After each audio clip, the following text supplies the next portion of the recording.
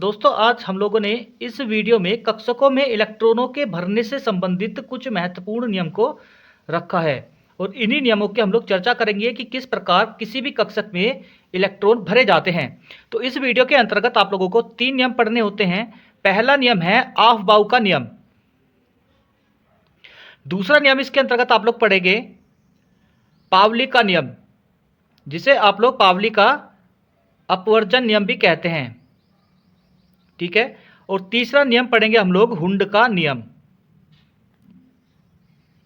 ये तीनों नियम पढ़ने के बाद आप लोगों को किसी भी प्रकार की कोई समस्या नहीं होगी कि कक्षकों में किस प्रकार इलेक्ट्रॉन भरे जाते हैं और किसी भी तत्व का इलेक्ट्रॉनिक विन्यास किस प्रकार बनाया जाता है।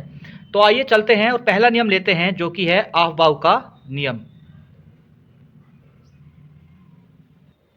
देखिए दोस्तों, कुछ लोग सोचते हैं कि ऑफ-बाउ एक वैज्ञानिक का नाम है, जबकि ऐसा नहीं है। ऑफ-बाउ एक जर्मन भाषा का शब्द है, ठीक है, जिसका अर्थ होता है संरचना या निर्माण करना, ठीक है। ये बात आप लोग याद रखिएगा। ऑफ-बाउ का नियम को करते समय या ऑफ-बाउ के नियम को पढ़ते समय कुछ इंपॉर्टेंट चीजें आप लोगों को जाननी जरूरी है, ठीक है। पहली जो बात आप लोगों को जाननी है वह यह है कि जहां ऊर्जा कम होती है वहां इलेक्ट्रॉन सबसे पहले भरा जाएगा, ठीक है।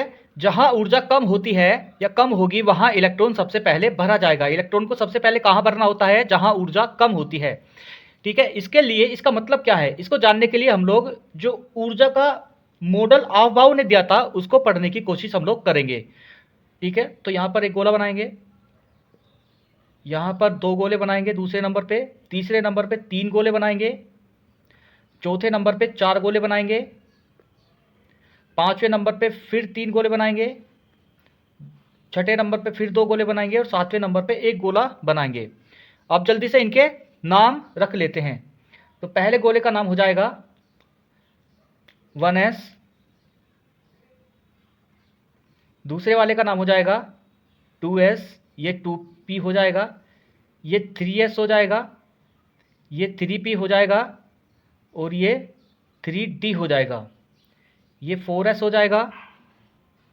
देखिए ऑफ-बाउ के नियम के अनुसार जो ऊर्जा का मॉडल होता है वो मैंने बना दिया है। तो सबसे पहले इलेक्ट्रॉन जो भरे जाते हैं वो s में भरे जाते हैं, ठीक है। उसके बाद 2s में भरे जाते हैं, उसके बाद 2p और 3s में भरे जाते हैं, उसके बाद 3p और 4s में भरे जाते हैं, उसके बाद 3d 4p और 5s में भरे जाते हैं, उसके बाद 4d 5p 6s में भरे जाते हैं और उसके बाद 4f 5d 6p और 7s में भरे जाते हैं।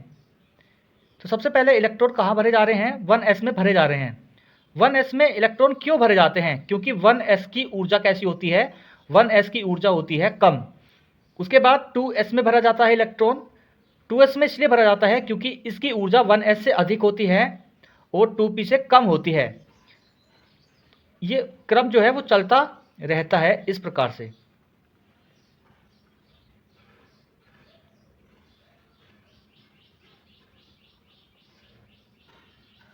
और सबसे एंड में इलेक्ट्रॉन भरे जाते हैं 7s में। 7s में सबसे अंत में इलेक्ट्रॉन इसलिए भरे जाते हैं क्योंकि 7s की ऊर्जा का मान सबसे ज़्यादा होता है, ठीक है। ये बात आप लोग बिल्कुल आसानी से समझ सकते हो और याद भी रख सकते हो। इसमें दूसरी जो समझने वाली बात है वो ये है कि ऊर्जा जो होती है, किसी भी कक्षक की जो ऊर्जा होती है वो समानुपाती होती है n+l के, ठीक है। इसका क्या मतलब होता है? इसका मतलब अभी एग्जाम्पल के माध्यम से हम लोग समझने की कोशिश करेंगे। आइए यहाँ समझते हैं। सबसे पहले इलेक्ट्रॉन भरा जाता है 1s में, तो 1s से ही ले लेते हैं। पहला एग्जाम्पल लेते हैं 1s से। 1s के लिए n+l का जो है मान निकालने की कोशिश हम लोग करेंगे। देखिए इसके लिए n का मान हो जाएगा, 1s के लिए n का मान हो जाएगा 1, ठीक है। n कक्षकों की संख्या होती है और यहाँ पर पहला कक्षक है, यहाँ पहली कक्षा है, n कक्षाओं की संख्या होती है और यहाँ पहली कक्षा है 1। तो n के लिए क्या मान आ गया? n के लिए मान आ गया 1 और l के लिए s का मान क्या होगा? वो हो जाएगा 0, ठीक है। देखिए इस चीज़ को समझ लीजिए, ये कैसे निकालते हैं l का मान। देखिए 4 कक्षक होते हैं हमारे पास, s p डी और एफ। ठीक है, इनके लिए एल का मान क्या होगा? एस के लिए एल का मान होता है 0, पी के लिए एल का मान होता है 1, डी के लिए एल का मान होता है 2 और एफ के लिए एल का मान होता है 3। ठीक है, ये चीज़ आप लोग अच्छे से याद कर लीजिए। तो एन का मान तो यहाँ से निकल जाएगा, इसके सामने जो भी संख्या लिखी होती है वो एल का मान होता है, तो इसके सामने एल लिखा हुआ है इसलिए एल का मान 1 हो गया। और एस है, चूंकि एस है, एस के लिए एल का मान 0 होता है इसलिए एल का मान 0 हो गया। तो यहाँ से एन प्लस एल का जो मान आएगा वो आएगा 1। ठीक है, और ये मान कम आ रहा है इसलिए सबसे पहले इलेक्ट्रॉन इसी के अंदर भरे जाएंगे। आइए दूसरे एग्जाम्पल से समझते हैं। इसके बाद इलेक्ट्रॉन भरा जाता है 2s में, तो 2s के लिए n प्लस एल का मान निकालते हैं। 2s के लिए n प्लस एल का मान निकालते हैं। देखिए n का मान फिर से 2 हो जाएगा, क्योंकि यहाँ जो संख्या लिखी होती है वो n का मान होती है, तो n का मान 2 हो जाएगा। और s का मान कितना होता है? s का मान 0 होता है, तो s का मान 0 हो जाएगा। और यहाँ से n प्लस एल का मान जो निकल करके आएगा वो हो जाएगा 2। तो इलेक्ट्रॉन 1 के बाद इसमें भरा जाएगा, 1s के बाद 2s में भरा जाता है। ठीक है, आइए एक एग्जाम्पल के माध्यम से और समझ लेते हैं। इसके बाद इलेक्ट्रॉन किस में जाता है? इसके बाद इलेक्ट्रॉन जाता है 2p में। ठीक है, तो 2p के लिए अपन n प्लस एल का मान निकालने के लिए तैयार हैं। बिल्कुल आप लोग समझ गए होंगे। तो इसका मान क्या आएगा देखते हैं। देखिए n का मान क्या हो जाएगा? p के साथ जो संख्या लिखी हुई है वो n का मान हो जाएगा, यानी कि n का मान यहाँ से 2 हो जाएगा। और l का मान क्या हो जाएगा? p के लिए क्या आता है? l का मान, p के लिए l का मान 1 आता है, तो ये हो जाएगा 1। तो यहाँ से देखेंगे n प्लस एल का मान, तो ये हो जाएगा 3। तो सबसे पहले आप लोग यहाँ पर देख रहे होंगे कि ऊर्जा का मान जो है वो बढ़ा हुआ आ रहा है, क्योंकि n प्लस एल जो होती है वो ऊर्जा के बराबर होती है। ठीक है, तो ऊर्जा का मान यहाँ से 1 निकल के आया, यहाँ से 2 निकल के आया और यहाँ से 3 निकल करके आया। तो आप लोग अच्छे से समझ गए होंगे कि पहले 1s में भरा जाता है इलेक्ट्रॉन, फिर 2s में भरा जाता है, फिर 2p में भरा जाता है। आइए एक एग्जाम्पल और देखते हैं। ठीक है, इसके बाद कहाँ पर इलेक्ट्रॉन भरा जाएगा? 3s में भरा जाएगा। ठीक है, 2p से किस में भरा जाएगा? 3s में भरा जाएगा। तो 3s के लिए n प्लस एल का मान निकालते हैं। देखिए n का मान क्या हो जाएगा? बताइए जल्दी। n का मान, इसके साथ जो संख्या लिखी होती है वो n का मान होता है, तो ये 3 हो जाएगा। l का मान निकालते हैं। s के लिए l का मान कितना है? 0 है। s के लिए l का मान कितना है? 0 है, तो यहाँ पर 0 हो जाएगा। तो यहाँ से अगर बात करें तो n प्लस एल की, तो n प्लस एल का मान हो जाएगा 3 प्लस 0, कितना आएगा? 3। देखिए इसका मान भी 3 है और इसका मान भी 3 है, यानी कि दोनों की ऊर्जा यहाँ पर बराबर होगी। तो अब यहाँ पर एक समस्या आती है कि सबसे पहले इलेक्ट्रॉन इसमें भरा जाएगा कि इसमें भरा जाएगा। तो एक बात और याद रखोगे आप लोग यहाँ पर कि यदि n प्लस एल का मान, यदि n प्लस एल का मान किन्हीं दो कक्षकों के लिए समान हो, किन्हीं दो कोषों के लिए या कक्षकों के लिए समान हो, तो सबसे पहले इलेक्ट्रॉन वहां भरा जाएगा जहां n की संख्या कम होगी। तो मैं लिख देता हूं इस चीज को। यदि n प्लस एल का मान समान हो तो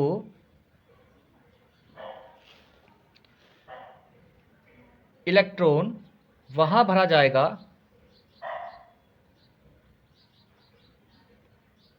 जहां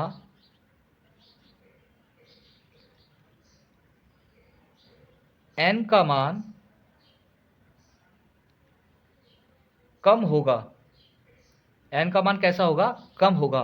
तो देखिए n का मान इसमें कम है, इसमें n का मान कितना आया? 2। इसमें n का मान कितना है? 2, जबकि इसमें n का मान कितना है? 3 है। तो सबसे पहले इलेक्ट्रॉन कहाँ भरा जाएगा? यहीं पर भरा जाएगा। और इन तीनों जो मैंने बातें बताई आप लोगों को, उनके अनुसार सबसे पहले इलेक्ट्रॉन किस में आएगा? 1s में। उसके बाद इलेक्ट्रॉन किस में आएगा? 2s में। उसके बाद इलेक्ट्रॉन किस में आएगा? 2p में। उसके बाद कहाँ आएगा? 3s में। उसके बाद 3p में, 4s में, और ये मान इस प्रकार से चलता रहेगा। ठीक है, तो आवभाव का नियम मैंने लिख दिया है। आवभाव का नियम हो जाएगा, उपकोषों के कक्षकों में इलेक्ट्रॉन ऊर्जा के बढ़ते हुए क्रम में प्रवेश पाते हैं और ऊर्जा का जो क्रम हो जाएगा वो ये हो जाएगा। बनाने का तरीका बहुत आसान है। सबसे पहले एक गोला खींचेंगे, उसके बाद 2 गोले खींचेंगे, उसके बाद 3 गोले खींचेंगे, उसके बाद 4 बनाएंगे, 5वें नंबर पे 3 बनाएंगे, 6ठे नंबर पे 2 बनाएंगे, 7वें नंबर पर 1 बनाएंगे। इनके मान रख लेंगे। पहले वाला 1s हो जाएगा, दूसरे वाला 2s हो जाएगा, तीसरे वाला 3s हो जाएगा, चौथे वाला 4s हो जाएगा, पाँचवें वाला 5s हो जाएगा, छठे वाला 6x हो जाएगा, सातवें वाला 7s हो जाएगा। ये वाला दूसरे नंबर से स्टार्ट हो रहा है, इसलिए ये 2s, ये 2p, ये 3s, ये 3p, ये 3d, ये 4s, ये 4p, ये 4d, ये 4f, ये 5s, ये 5p, ये 5d, ये छठे नंबर पे है तो ये 6x, ये 6p और ये 7s। ठीक है, क्रॉस कर लेंगे इस प्रकार से और अग्र सिरे को पश्चिम सिरे से मिला देंगे तो ये ऊर्जा का क्रम आप लोगों का तैयार हो जाएगा। ठीक है, तो आव भाव का नियम आप लोगों ने अच्छे से पढ़ लिया है। आइए दोस्तों देखते हैं कि आव भाव के नियम के अनुसार इलेक्ट्रॉनिक विन्यास किस प्रकार बनाया जाता है। तत्वों का इलेक्ट्रॉनिक विन्यास। ठीक है, इलेक्ट्रॉनिक विन्यास को समझने से पहले एक बात याद रखिएगा कि हमारे पास 4 कक्षक होते हैं, s, p, d, f। ठीक है, s में अधिकतम इलेक्ट्रॉन 2 होते हैं, p में अधिकतम इलेक्ट्रॉन 6 होते हैं, d में अधिकतम इलेक्ट्रॉन 10 होते हैं और f में अधिकतम इलेक्ट्रॉन 14 होते हैं। ठीक है, इलेक्ट्रॉनिक विन्यास बनाने से पहले ये चीज़ आप लोगों को पता होनी चाहिए। ठीक है, आइए एग्जाम्पल देखते हैं कि इलेक्ट्रॉनिक विन्यास किस प्रकार बनाया जाता है। तो सबसे पहले तत्व लेते हैं हमारा लिथियम। लिथियम का परमाणु क्रमांक 3 होता है और परमाणु क्रमांक 3 होने का मतलब ये है कि 3 ही इसमें क्या होंगे, इलेक्ट्रॉन होंगे। आइए इसका इलेक्ट्रॉनिक विन्यास बना करके देखते हैं। देखिए ये हो जाएगा, सबसे पहले इलेक्ट्रॉन कहाँ जाएगा, 1s में, क्योंकि 1s की ऊर्जा सबसे कम है। उसके बाद इलेक्ट्रॉन किस में जाएगा, ऊर्जा के बढ़ते हुए क्रम में, यानी कि 2s में। तो यहाँ पर लिख लेंगे 2s। इलेक्ट्रॉन कितने हैं, 3। s में अधिकतम इलेक्ट्रॉन कितने हैं, 2, तो 2 यहाँ लिखेंगे।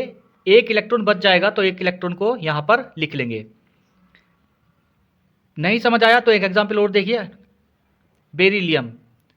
बेरिलियम का परमाणु क्रमांक 4 होता है, 4 ही इसमें इलेक्ट्रॉन होंगे, तो 1s2 और 2s2 इसका इलेक्ट्रॉनिक विन्यास हो जाएगा। बोरोन के पास चलते हैं। बोरोन का परमाणु क्रमांक 5 होता है, 5 ही इसमें इलेक्ट्रॉन होंगे, तो ये हो जाएगा 1s2 2s2, एक इलेक्ट्रॉन बच गया। 2s के बाद कहाँ जाएगा इलेक्ट्रॉन, 2p में, तो हो जाएगा 2p1। ठीक है, उसके बाद एक एग्जाम्पल और देख लेते हैं, कार्बन। कार्बन का परमाणु क्रमांक 6 होता है, 6 ही इसके पास इलेक्ट्रॉन होते हैं, तो लिखेंगे 1s2 2s2 2p2। ठीक है, 2 2 4 और 2 6, इनको ये जो ऊपर लिखे हैं इलेक्ट्रॉन इनको देख लेंगे गिन करके, इसके बराबर होना चाहिए। आइए नेक्स्ट एग्जाम्पल पे चलते हैं, नाइट्रोजन को देखते हैं। नाइट्रोजन के पास 7 होते हैं, ये हो जाएगा 1s2 2s2 2p3, 2 और 2 4 और 3 7। ठीक है, उसके बाद चलते हैं कार्बन के पास, ऑक्सीजन के पास। ऑक्सीजन का इलेक्ट्रॉनिक परमाणु क्रमांक 8 होता है, इसका इलेक्ट्रॉनिक विन्यास बनाएंगे तो ये हो जाएगा 1s2 2s2 2p4। ठीक है, इसी प्रकार से आप लोग देख सकते हो, सभी के इलेक्ट्रॉनिक विन्यास बना बनाकर आप लोग देख सकते हो। ठीक है, पहले 1s में जाएगा, 1s से 2s में जाएगा, 2s से 2p में जाएगा, 3s में जाएगा, इस प्रकार से ये आगे बढ़ता रहेगा। ठीक है, आव-भाव का नियम क्या कहलाता है, आव-भाव का नियम कहता है कि किसी भी उपकोष के कक्षकों में इलेक्ट्रॉन ऊर्जा के बढ़ते हुए क्रम में प्रवेश पाते हैं। ठीक है, यदि नियम समझ में आ गया हो तो अभी कभी वीडियो को लाइक कर दीजिए। आइए चलते हैं, देखते हैं आव-भाव के नियम के अपवाद। देखिए दोस्तों, आव-भाव के नियम के कुछ अपवाद देखते हैं। तो पहला जो अपवाद हो जाएगा वो होगा क्रोमियम। ठीक है, क्रोमियम का परमाणु क्रमांक कितना होता है, क्रोमियम का परमाणु क्रमांक होता है 24। इसके लिए इलेक्ट्रॉनिक विन्यास, सामान्य इलेक्ट्रॉनिक विन्यास लिखेंगे तो सामान्य इलेक्ट्रॉनिक विन्यास आएगा 1s2 2s2, 2p6, 3s2, 3p6, 4s2 और 3d4। ये इसका सामान्य इलेक्ट्रॉनिक विन्यास होता है। ठीक है, लेकिन ये जो धातुएं होती हैं ये सामान्य इलेक्ट्रॉनिक विन्यास की जगह कुछ विशेष प्रकार के इलेक्ट्रॉनिक विन्यास को दर्शाती है। इसको समझने के लिए पहले आप लोगों को व्यवस्था पढ़नी पड़ेगी। देखिए, इलेक्ट्रॉनिक विन्यास की दो प्रकार की व्यवस्था होती है। एक तो होती है अस्थायी व्यवस्था, दूसरी होती है स्थायी व्यवस्था। ठीक है, कहने का मतलब यह है कि जब कक्षक आधे भरे गए हों, कक्षक कैसे भरे गए हों, आधे भरे गए हों या पूरे भरे गए हों,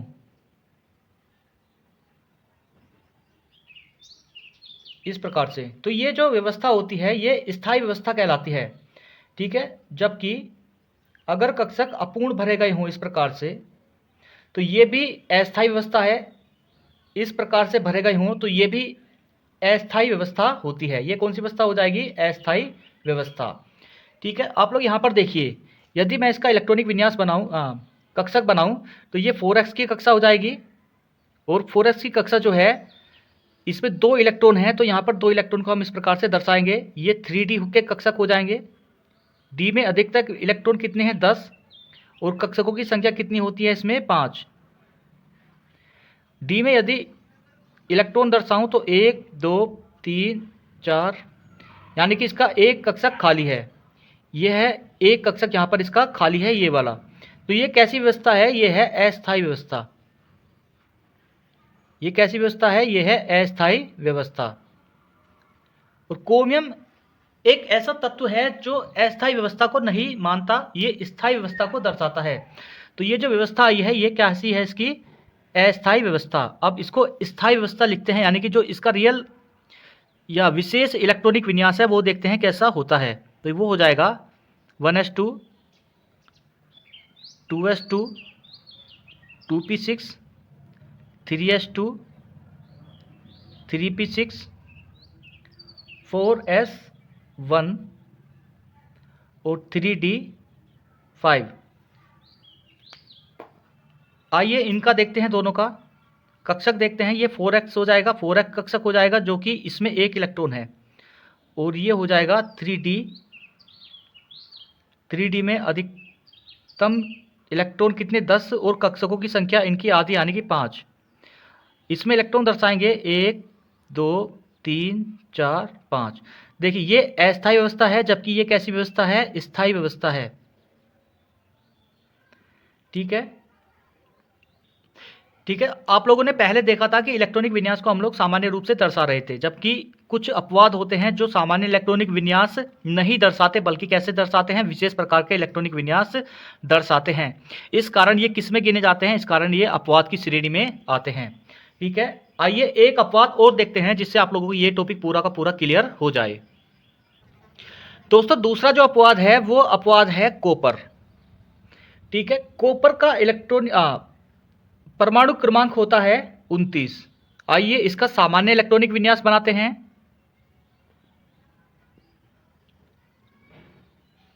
सामान्य इलेक्ट्रॉनिक विन्यास इसका होगा 1s2, 2s2, 2p6, 3s2, 3p6, 4s2, 3d9। ठीक है, ये इसका सामान्य इलेक्ट्रॉनिक विन्यास होता है। देखिए यहाँ पर जो 3d उपकोष है वो अपूर्ण भरा हुआ है, और ये इसी कारण है कि अपूर्ण इलेक्ट्रॉनिक विन्यास नहीं दर्शाते, बल्कि कैसा इलेक्ट्रॉनिक विन्यास दर्शाते हैं, पूर्ण इलेक्ट्रॉनिक विन्यास दर्शाते हैं स्थायित्व के कारण। तो आइए इसका जो है विशेष इलेक्ट्रॉनिक विन्यास देखते हैं। ये हो जाएगा 1s2, 2s2, 2p6, 3s2, 3p6, 4s में कितने इलेक्ट्रॉन आएंगे, 1, और 3d में कितने इलेक्ट्रॉन आएंगे, 9। ठीक है, तो ये इस प्रकार से इलेक्ट्रॉनिक विन्यास को दर्शाते हैं। और ये वाला जो इलेक्ट्रॉनिक विन्यास होता है इनका कैसा होता है, ये स्थायी होता है। और ये धातु जो होती है वो स्थायी इलेक्ट्रॉनिक विन्यास स्थायी होती है, स्थायी इलेक्ट्रॉनिक विन्यास दर्शाती है। और इस कारण ये किसकी श्रेणी में आते हैं? अपवाद की श्रेणी में आते हैं। ये 3d10 हो जाएगा। ठीक है, एक इलेक्ट्रॉन जंप करके यहाँ चला जाएगा और ये हो जाएगा 3d10। और इसी कारण ये किस में आते हैं? ये अपवाद की श्रेणी में आते हैं। ठीक है, देखिए दोस्तों, कुछ तत्व होते हैं, कुछ विशेष तत्व होते हैं, जैसे हाइड्रोजन, हीलियम प्लस तथा लिथियम प्लस प्लस प्लस। इन तीनों पर आफबाव का नियम नहीं लगता। याद रखिएगा, इंपॉर्टेंट चीज है। इन तीनों पर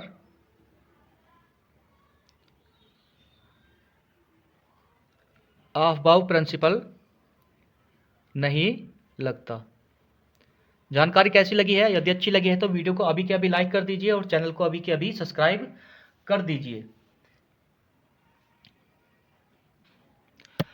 मैं उम्मीद करता हूं आप लोगों को यहां से आफबाव का नियम अच्छे से समझ में आ गया होगा। आप लोग इसका इलेक्ट्रॉनिक विन्यास बनाना अच्छे से समझ गए होंगे और इसके जो अपवाद हैं वे भी अच्छे से समझ गए होंगे। ठीक है, आइए चलते हैं नेक्स्ट नियम की तरफ, जो कि है हमारा पावली का नियम, जो कि है पावली का नियम। पावली का नियम ये कहता है कि दो इलेक्ट्रॉनों के लिए चारों क्वांटम संख्याओं के मान कभी भी एक समान नहीं होते। दो इलेक्ट्रॉनों के लिए चारों क्वांटम संख्याओं के मान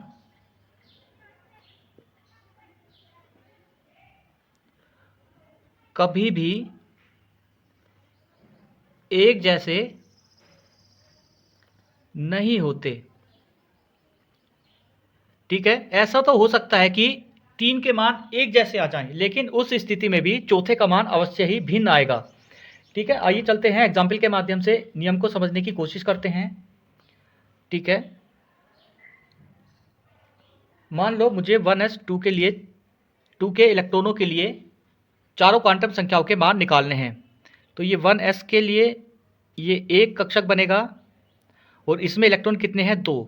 तो एक इलेक्ट्रॉन ऐसे भरा जाएगा, एक इलेक्ट्रॉन ऐसे भरा जाएगा, एक क्लॉकवाइज भरा जाएगा, दूसरा एंटी क्लॉकवाइज भरा जाएगा। इसके लिए चारों क्वांटम संख्याओं के मान निकालते हैं। ठीक है, पहली क्वांटम संख्या n होती है, दूसरी l होती है, तीसरी m होती है, चौथी s होती है। ठीक है, ये मुख्य क्वांटम संख्या है, ये चुंबकीय क्वांटम संख्या है, ये दिगंशी क्वांटम संख्या है और ये चक्रण क्वांटम संख्या है, यानी कि स्पिन क्वांटम संख्या है। तो आइए दोनों इलेक्ट्रॉन के लिए अलग अलग मान निकालते हैं। पहले इस वाले इलेक्ट्रॉन के लिए मान निकाल रहे हैं। देखिए n का मान क्या होता है, यहाँ जो संख्या लिखी होती है ये n का मान होता है। तो n का मान क्या हो जाएगा? n का मान हो जाएगा 1। यहाँ पर 1 लिखा हुआ है, n का मान कितना हो जाएगा? 1। ठीक है, l का मान कितना हो जाएगा? आप लोगों को बताया था कि s p d f। s के लिए 0 होता है, p के लिए 1 होता है, d के लिए 2 होता है और f के लिए 3 होता है। तो l के लिए s है, चूंकि s है तो l का मान क्या हो जाएगा? 0 हो जाएगा। और जब l का मान 0 है तो m का मान भी क्या हो जाएगा? 0 हो जाएगा। ये जो भरा हुआ है इलेक्ट्रॉन ये क्लॉकवाइज भरा हुआ है, s का मान क्या आ जाएगा? +½ इसके लिए निकालते हैं। n का मान कितना होगा? n का मान 1 हो जाएगा, l का मान कितना हो जाएगा? 0, m का मान कितना हो जाएगा? 0 और s का मान कितना हो जाएगा? देखिए ये एंटी क्लॉकवाइज है तो ये हो जाएगा -½ ठीक है, तो आप लोग यहाँ पर देख रहे हो कि दोनों इलेक्ट्रॉनों के लिए इसका मान समान है, इसका मान समान है, इसका मान समान है। 3 मान कैसे हैं? समान है, लेकिन चौथे का मान जो है वो समान नहीं है। ठीक है, इसलिए कहा जाता है, पावली ने बताया था कि दो इलेक्ट्रॉनों के लिए चारों क्वांटम संख्याओं के मान कभी भी एक जैसे नहीं होते। ठीक है, आइए एक एग्जाम्पल के माध्यम से और समझते हैं।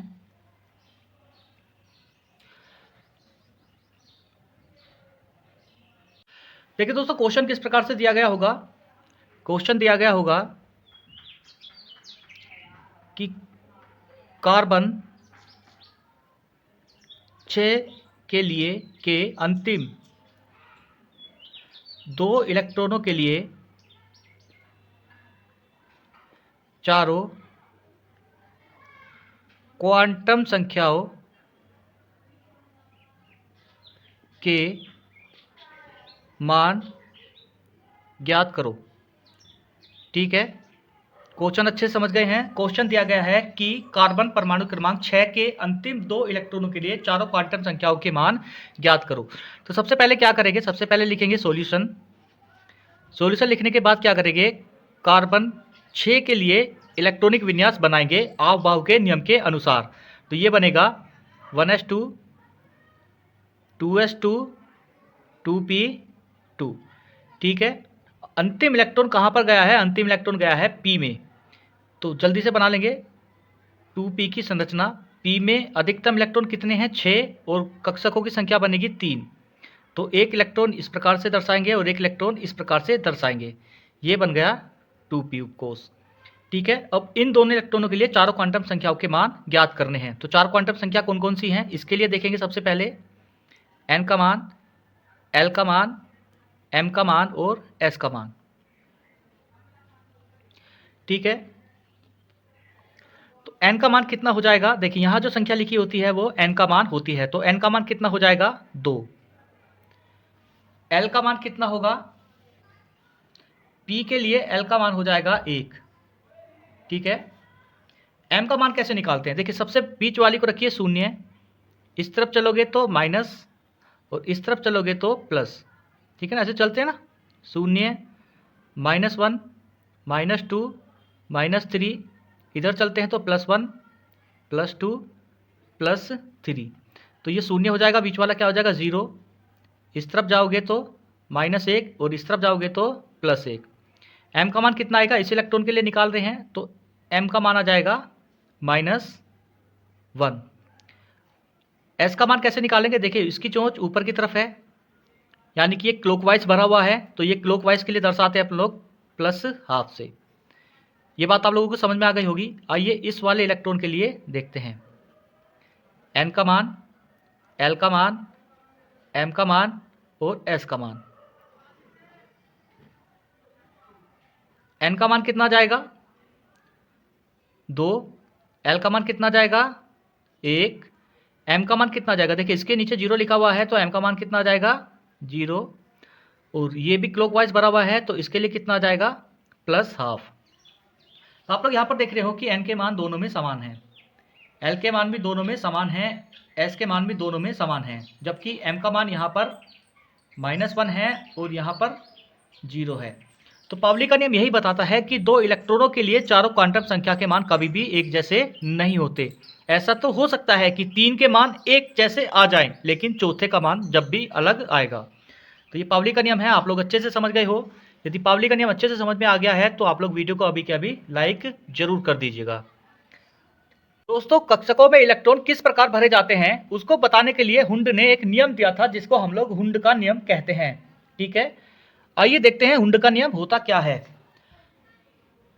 मान लो ये आपके पास 3 कमरे हैं। ठीक है, इन 3 कमरों में यदि आपके पास पहला एक कोई गेस्ट आया तो आप लोग पहले गेस्ट को इस कमरे में रोकोगे, दूसरे वाले को इसमें रोकोगे, तीसरे वाले को इसमें रोकोगे, चौथे वाले को इसमें, पांचवें वाले को इसमें, छठे वाले को इसमें। ये था हुंड का नियम जो कि खत्म हो चुका है। आइए देखते हैं, परिभाषा देखते हैं। परिभाषा ये कहलाती है कि किसी भी कक्षक में इलेक्ट्रॉन का युग्मन, इलेक्ट्रॉनों का युग्मन तब तक प्रारंभ नहीं होता, तब तक प्रारंभ नहीं होता, तब तक वे पूर्णतः आधे नहीं भर जाते। आइए अच्छे से समझते हैं। मान लो आपको पी कक्षक में इलेक्ट्रॉन भरने हैं। तो मान लो आपके पास एक इलेक्ट्रॉन है, तो सबसे पहले आप इसमें रखोगे। मान लो आपके पास 2 इलेक्ट्रॉन हैं, तो इलेक्ट्रॉन एक इसमें आएगा, एक इसमें आएगा। मान लो 3 इलेक्ट्रॉन हैं, तो एक इसमें आएगा। ऐसा नहीं है कि दूसरा बीच में डाल दोगे, नहीं, पहले इनको आप लोग भरोगे पूर्णतः आधे। मान लो 4 इलेक्ट्रॉन हैं, तो एक इलेक्ट्रॉन इसमें आएगा, दूसरा इलेक्ट्रॉन इसमें आएगा, तीसरा इलेक्ट्रॉन इसमें आएगा, जब जाकर के युग्मन प्रारंभ होगा। तो यही कहा था हुंड ने कि किसी भी कक्षकों में इलेक्ट्रॉन का युग्मन तब तक प्रारंभ नहीं होता तब तक कि वे पूर्णतः आधे नहीं भर जाते। ये व्यवस्था होती है। ऐसा नहीं है, ऐसा नहीं करोगे कि 3 कक्षक हैं आपके पास और 2 इलेक्ट्रॉन भरने हैं और आप लोग ऐसे ही भर दो, ये तरीका गलत हो जाएगा। ठीक है, तो तरीका क्या है, सही, ये वाला सही है कि पहले एक एक इलेक्ट्रॉन सभी कक्षकों में भरोगे और युग्मन तब प्रारंभ करोगे, तब तक वे पूर्णतः आधे नहीं भर जाते। तो ये था आप लोगों का हुंड का नियम। तो दोस्तों इस वीडियो में हम लोगों ने ऑफबाउ का नियम, पावली का नियम और हुंड का नियम अच्छे से समझने की कोशिश करी है और मैं उम्मीद करता हूं कि ये तीनों नियम आप लोगों को अच्छे से याद भी हो गए होंगे। वीडियो कैसी लगी जरूर बताइएगा, चैनल को सब्सक्राइब जरूर कीजिएगा। मिलते हैं नेक्स्ट वीडियो में, तब तक के लिए नमस्कार।